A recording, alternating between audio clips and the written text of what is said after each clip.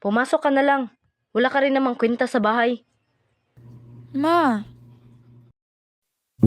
sabi nga nila, may mga taong kinukutya ng walang dahilan kaya mas kailangan nilang mapag-isa nang sa gayon mailabas ang pinapasang problema.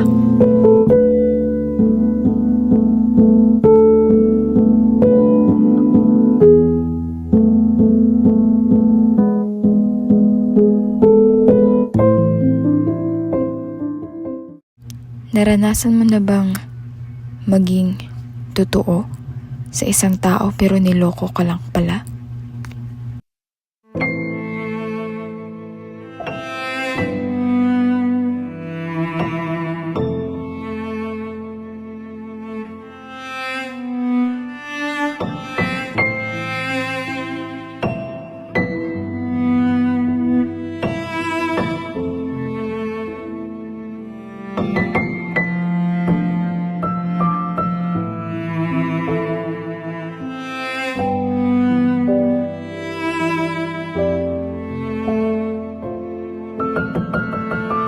Yung tipong sa'yo lahat ibuhos kahit wala ka namang ginawang masama.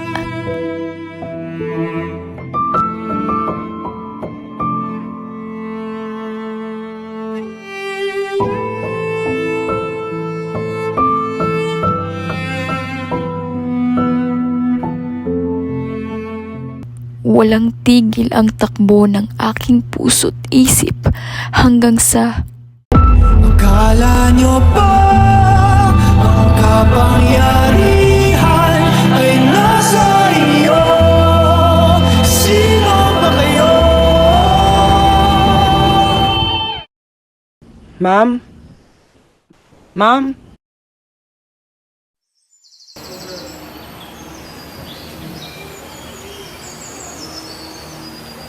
Class?